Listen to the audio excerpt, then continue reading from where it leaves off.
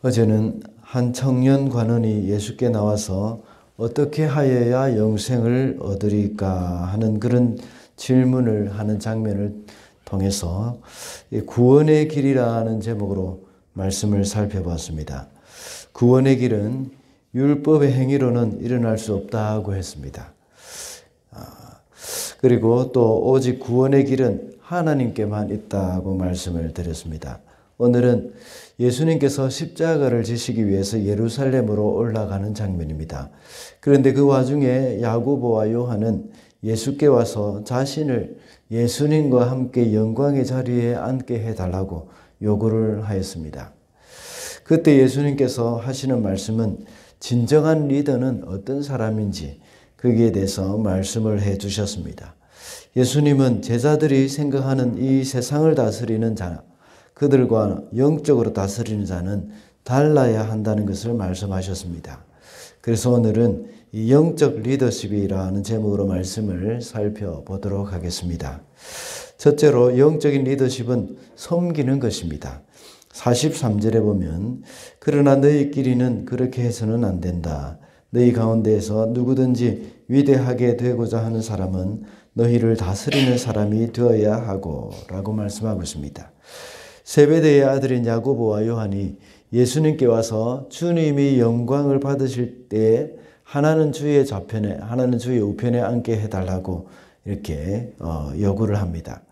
그들은 여전히 예수님이 정치적인 메시아가 누리는 영광, 그것을 생각하면서 이 자신들도 그 영광 가운데 머물기를 요청을 하고 있는 것입니다. 이때 예수님께서는 이 진정한 리더가 무엇인지 말씀하고 있습니다. 세상에서 다스리는 자는 이 백성을 내리누르고 백성에게 세도를 부린다고 말씀합니다. 그러나 43절에서 너희는 그러면 안 된다는 말씀을 하고 계십니다. 그리고 누구든지 위대하고자 하는 사람은 섬기는 자가 되어야 한다고 말씀하십니다. 예수님께서 이 땅에 오신 목적이 이 섬김이라는 것을 실천하면서 이 십자가를 지시기 위해 예루살렘으로 올라가는 그런 길이었습니다.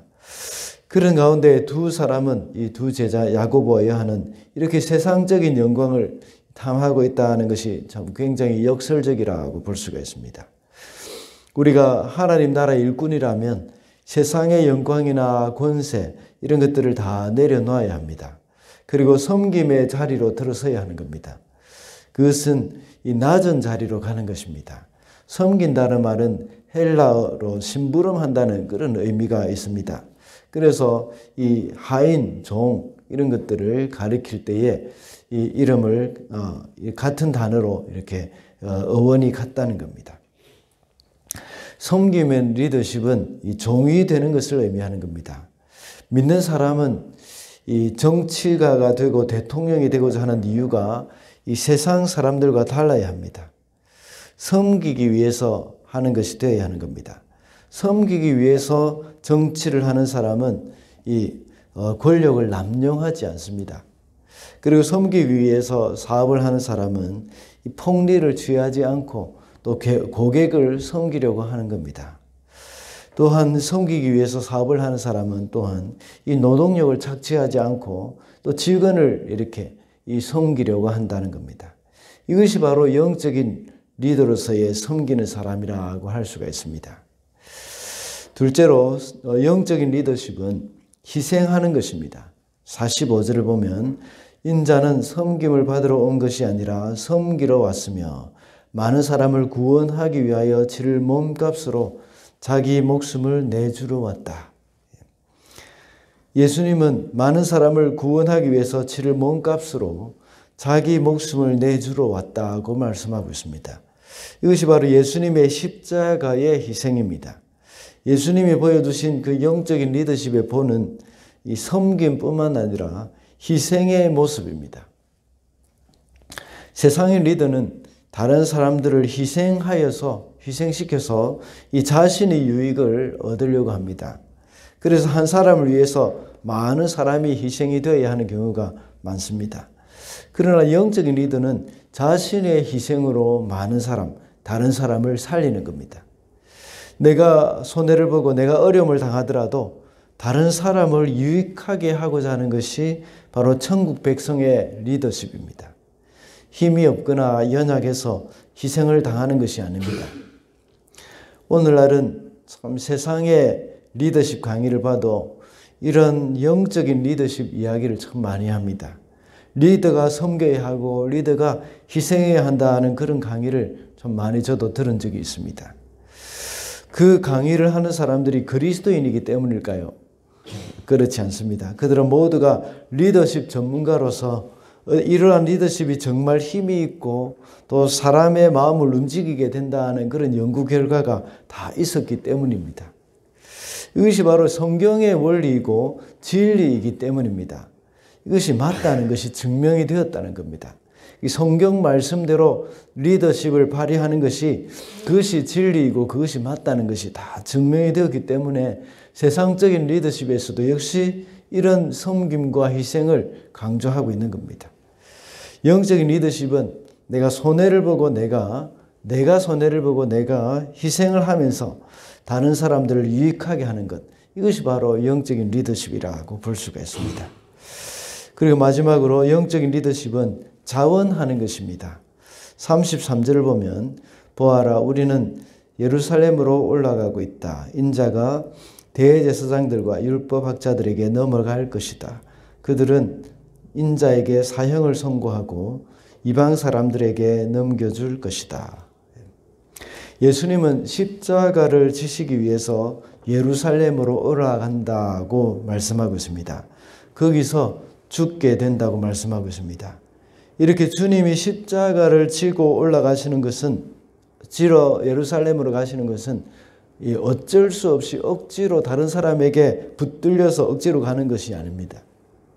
힘이 없어서 사람들에게 붙잡히고 채찍질에 당하고 또 십자가에 못 박혀 죽으신 것이 아니라는 것입니다. 예수님께서 원하셨기 때문입니다. 주님이 우리를 사랑하셨기 때문에 스스로 자원해서 예루살렘으로 올라가신 것입니다. 이와 같이 영적인 리더십은 자원하는 것입니다. 앞서 말씀드린 바와 같이 세상의 이런 리더십은 영적인 리더십을 따라오는 경향이 많아졌다고 했습니다. 그러나 여기서 기독교와 다른 것이 하나 있습니다. 세상의 리더십은 희생하는 이유가 이렇게 연구 결과가 나왔기 때문이라는 겁니다. 그래서 그 리더십의 힘을 발휘하기 위해서는 희생하고 섬긴다는 것입니다. 그런데 기독교의 리더십은 그들의 성품이 되어져 버렸기 때문입니다. 세상의 리더십은 성품의 변화가 없이 그냥 그저 희생해야 리더십에 힘이 있다는 것을 배운 것입니다.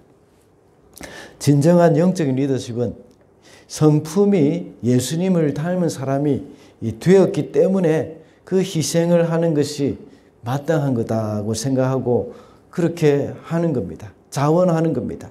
기꺼이 이런 일을 행하는 것입니다. 이렇게 그 중심에 진심이 묻어 있는 겁니다. 세상의 리더십이 성경적인 리더십을 배우는 것으로 겉으로 배우는 것으로 흉내를 내는 것에 불과하지만 진정한 영적인 리더십은 그 성품에서 나오는 진심이 있는 것입니다. 우리는 모두가 주님의 성품을 본받은 사람으로서 자원해서 섬기고 자원해서 희생하면서 남을 유익하게 하는 그것이 기쁨이 되어버린 그런 사람들이 되었습니다. 이런 사람은 그 누구도 말릴 수가 없습니다. 그 누구도 이길 수가 없습니다. 행동을 흉내낼 수는 있어도 그 진심을 흉내낼 수는 없는 것입니다. 이것이 바로 성도의 매력이요, 또 주님의 성품을 닮은 사람, 거듭난 사람으로서의 그 힘이라고 할 수가 있습니다. 그러므로 영적인 리더십은 기쁨으로 자원하는 것입니다.